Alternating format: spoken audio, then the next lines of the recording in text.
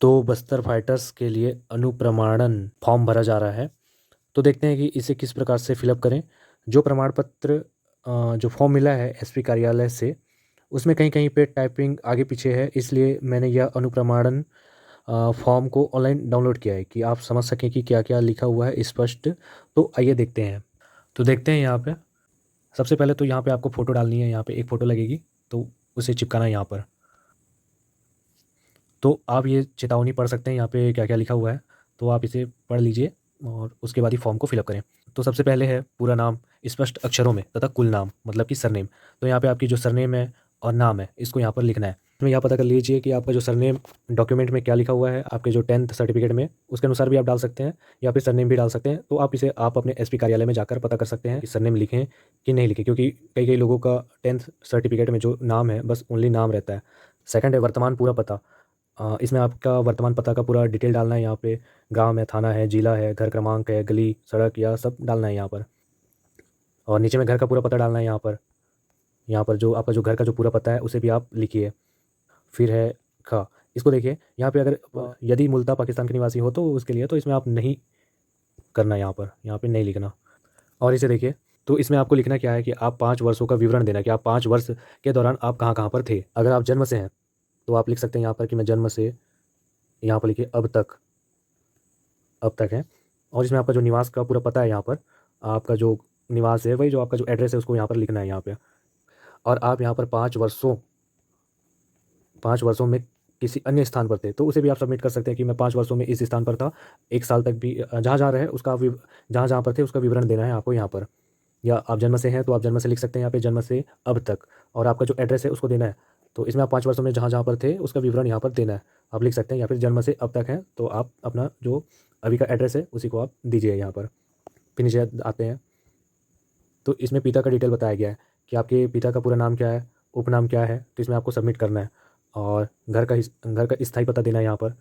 व्यवसाय क्या करते हैं, यहाँ पे कृषि है या फिर शासकीय जॉब पर है तो उसका पूरा डिटेल यहाँ पर देना है। जैसे कि यहाँ पे कृषि कृषि ये सब देना है यहाँ पर। और यहाँ पे कौन से, अगर आपके पिताजी यहाँ पर शासकीय जॉब पर है तो वे कौन से पद में है उसके बारे में यहाँ पर डिटेल देनी है यहाँ पे। फिर 6 नंबर है, इसमें राष्ट्रीयता यहाँ पे बताना है। जैसे कि आपके पिता का राष्ट्रीयता क्या है, तो भारतीय भारतीय तो इसमें वही लिखना है। माता में भी भारतीय, आपकी पति पत्नी जो भी है वो भी अगर भारतीय हैं तो उसका लिखना है। उम्मीदवार आप खुद स्वयं है तो उसमें भी आप भारतीय लिखना है। आपका जो पति या आपकी पत्नी का जो जन्म स्थान है तो उसको लिखना है यहाँ पर। और 7th है जन्म तारीख, इसमें आपका डेट ऑफ बर्थ लिखना है आपका। और जो वर्तमान आयु है उसको यहाँ पर लिखनी है। और जो फॉर्म है बस्तर फाइटर के फॉर्म में आपका जो यहाँ पे वर्तमान आयु है तो उसको आप उसमें आपका वर्ष कितना है, माह कितना है, उसे आप गूगल पर सर्च कर सकते हैं डेट ऑफ बर्थ कैलकुलेटर करके। तो आप वहाँ से निकाल कर देख सकते हैं कि आपका जो डेट ऑफ बर्थ है कितने वर्ष है आपका, कितना माह है आपका और कितना दिन है। तो आपको यहाँ पर सबमिट करना है। और जो आपका जो ये मैट्रिक परीक्षा उत्तीर्ण करने का समय, 10वीं का जब आप एग्ज़ाम क्लियर किए उस समय आपका एज कितना था तो वही देखना है यहाँ पे। जैसे कि 16 वर्ष हो गया, 17 वर्ष हो गया, यहाँ पे आपको देखना है कि आपका 10वीं के समय आपका एज कितना था। और 8वां नंबर है यहाँ पर का जन्म स्थान, जिला तथा राज्य जिसमें वह स्थित हो। इसमें जन्म स्थान को बताना है या फिर जिला हो गया तथा राज्य हो गया, इसमें लिखना है यहाँ पे। और इसमें है वह जिला तथा राज्य जहाँ के आप निवासी हैं, तो आपका जो निवासी मतलब कि छत्तीसगढ़ के निवासी हैं तो इसमें लिखना है यहाँ पे। फिर 9th है आपका धर्म क्या है, तो आप हिंदू हैं, मुस्लिम है, ये आपका धर्म लिखना है यहाँ पे। यदि आप अनुसूचित जाति मतलब कि SC है, ST है तो यहाँ पे बताना है आपका जो विशेष, उस जाति का विशेष नाम क्या है उसको लिखना है यहाँ। शैक्षणिक अर्हता है तो इसमें आपको शाला महाविद्यालय का नाम, पूरा नाम लिखना है यहाँ पर। प्रवेश की तारीख लिखनी है, शाला या महाविद्यालय छोड़ने का दिनांक लिखना है, उत्तीर्ण परीक्षा लिखना है यहाँ पर। तो आपको मैं आगे वीडियो डाल दूंगा, आप वहाँ से देख लेना। और 11th यह है कि आप कोई पद में है या आप किसी पद में थे तो आपका ब्यौरा देना है कि आपका पद का नाम क्या था, कितना अवधि था आपके पद का, और कार्यालय वगैरह या पिछली सेवा छोड़ने का जो कारण है उसको लिखना है यहाँ पर। फिर है इसमें 12 नंबर, 12वां है। ये सब इसमें वही बताया गया कि आपके खिलाफ़ कुछ गिरफ्तारी हुआ है, कुछ नहीं हुआ है, आप या कॉलेज के समय आप पर कुछ, स्कूल के समय आप पर कुछ मामला दर्ज हुआ था, ये सब चीज़ के बारे में है। तो ये आप इसमें देखना यहाँ पे जो आपका जो प्रमाण पत्र है उसमें दिखाया गया है, वहाँ पे आपको नहीं लिखना है यहाँ पे। अगर आप पर कुछ केस नहीं है, अगर केस चल रहा है तो आप उसे सबमिट करेंगे आपका क्या क्या इसमें संबंध में, आपके किस संबंध में आप पर केस चल रहा है। यहाँ पर उम्मीदवार के हस्ताक्षर है, स्थान है, तारीख है, दिनांक है। देखिए ये 13 नंबर, यहाँ पे आपके मोहल्ले के ऐसे 2 उत्तरदायी व्यक्तियों या 2 निदेशियों, रेफरियों के नाम जो आपको जानते हो।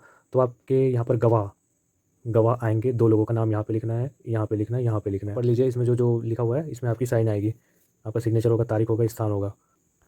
और आप इसे देख लीजिए, पहचान प्रमाण पत्र का है ये। प्रमाण पत्र पर निम्नलिखित व्यक्तियों में से किसी भी एक के हस्ताक्षर होना चाहिए। तो आपको यहाँ पर ये जो व्यक्ति दिखाए गए हैं नीचे, उनसे अटेस्टेड करवाना है। यहाँ पर आपका उनका सिग्नेचर वगैरह लेना है, यहाँ पे सील जो है उसे यहाँ पर लगाना है। तो आप देख सकते हैं यहाँ पे आपके जो अधिकारी हैं यहाँ पर सकते हैं इसमें, जैसे पहला देखिए केंद्रीय या राज्य शासन का राजपत्रित अधिकारी हो गया, सेकंड है संसद या राज्य विधानमंडल का सदस्य हो गया, तीसरा है सब डिविजनल मजिस्ट्रेट अधिकारी हो गया, चौथा है तहसीलदार या नायाब या उप तहसीलदार जो मजिस्ट्रेट की शक्तियों का प्रयोग करने के लिए प्राधिकृत हो, पांचवा है शासकीय तथा शासन द्वारा मान्यता प्राप्त सभी शैक्षणिक संस्थाओं के प्रधानाचार्य तथा प्रमुख, इसमें स्कूल से आप करवा सकते हैं, प्रधानाचार्य हो गए, प्रिंसिपल हो गए। छठवा है खंड विकास अधिकारी, इसे भी करवा सकते हैं। सातवां पोस्ट मास्टर से करा सकते हैं। आठवां है पंचायत निरीक्षक से करवा सकते हैं। तो इसमें प्रमाणित किया जाना है, इसमें आपका नाम आएगा और पिता का नाम आएगा, इसमें कितने सालों से वे आपको जान रहे हैं, जो आपका प्रमाणित करेगा, जो आपको प्रमाणित करेगा, जो जैसे कि 4 सालों से हो गया से जानते हैं, 5 सालों से जानते हैं, ये वही लिखना है 4 साल कितने महीने से आपको जानते हैं, जैसे कि 4 साल 8 महीना एग्जाम्पल के लिए 4 साल 8 महीना से जानता हूँ तथा उनके द्वारा दिए गए ब्यौरे जहाँ पर मुझे पता है मेरा विश्वास सही है।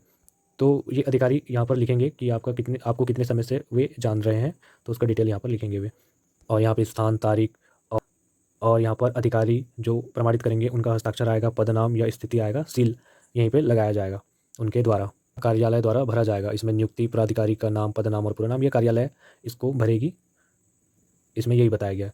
तो मैं आगे डाल रहा हूँ, जो फॉर्म भरा हुआ है आप उस प्रकार से भर सकते हैं।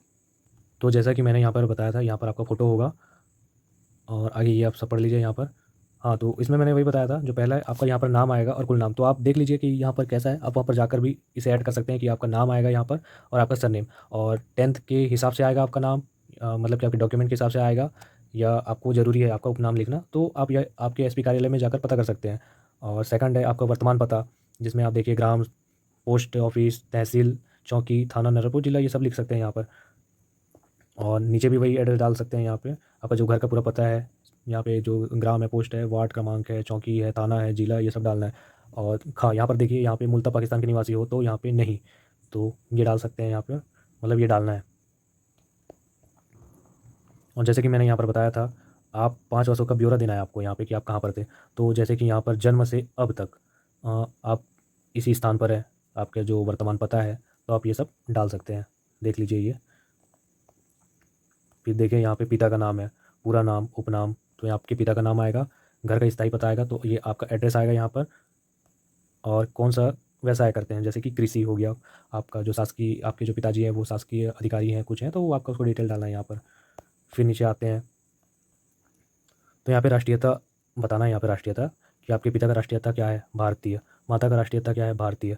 आपके अगर पति पत्नी हैं तो यहाँ पे भी आप बताइए कि भारतीय हैं या क्या है। अगर नहीं है तो आप खाली छोड़ दीजिए उम्मीदवार, तो ये उम्मीदवार आप होते हैं, तो आप भी भारतीय हैं तो भारतीय डालिए।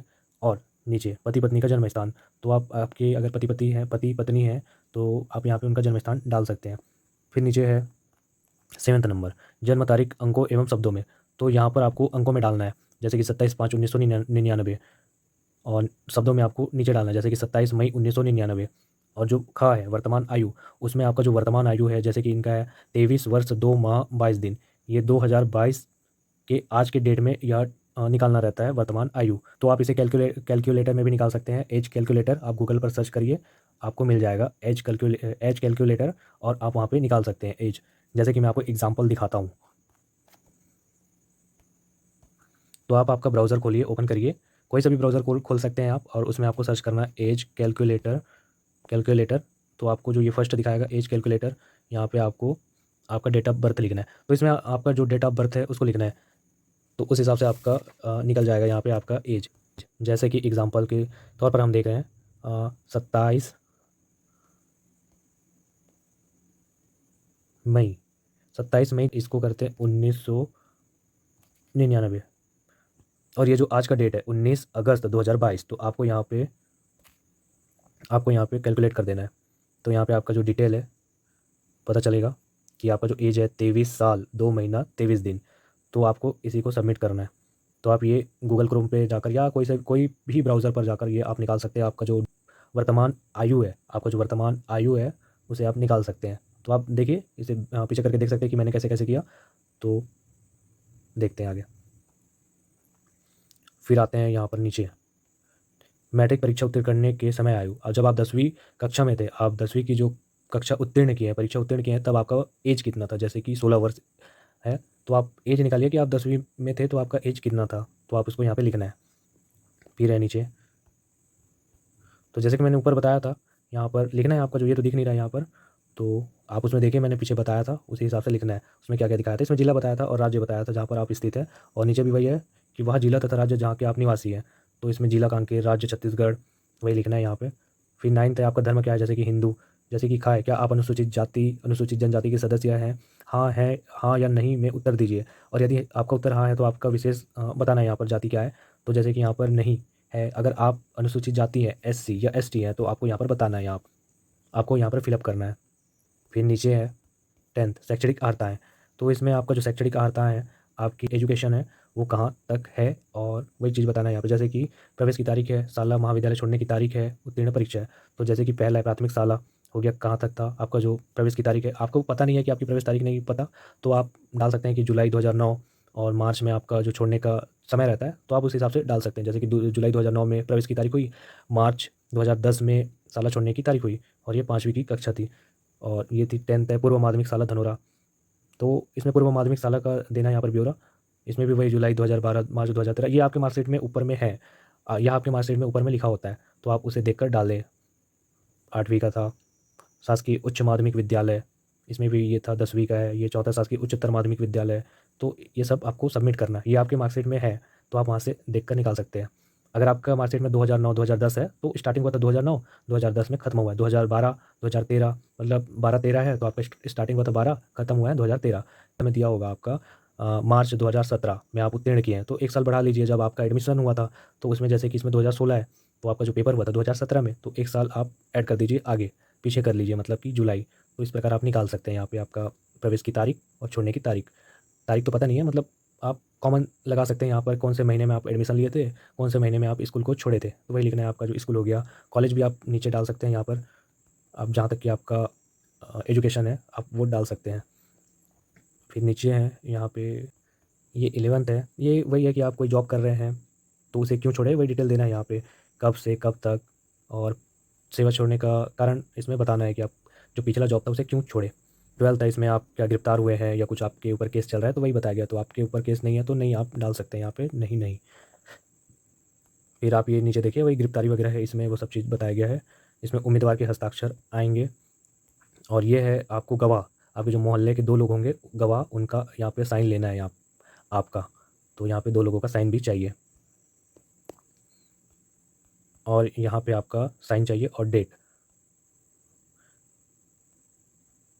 फिर यही पहचान प्रमाण पत्र है, यहाँ पे वही अधिकारी लोगों का यहाँ पे होना है। यहाँ पर आपका नाम आएगा, यहाँ पर आपके पिता का नाम आएगा या पति का नाम आएगा, और यहाँ पे जो अधिकारी हैं वे आपको कितने वर्ष से जान रहे हैं, कितने महीने से जान रहे हैं, वही बताएगा कि कितने वर्षों से और महीनों से जान रहा हूँ, तो वे उनके द्वारा लिखा जाएगा। और ये ब्यौरे आप, और यह जो ब्यौरा आपका सही है वो उनके द्वारा विश्वास है सही है, तो यहाँ पे उनका साइन आएगा, और उनका जो पद नाम है यहाँ पे, मतलब कि यहाँ पे सील वगैरह मारेंगे। जैसे कि आपके स्कूल के अधिकारी स्कूल से हैं, आपके प्रधानाध्यापक हो गए, प्रिंसिपल हो गए, तो वे उनका साइन आएगा यहाँ पे साइन, और नीचे सील यहाँ पर लगाएंगे, और जो स्थान है तारीख है वो यहाँ पे डालेंगे।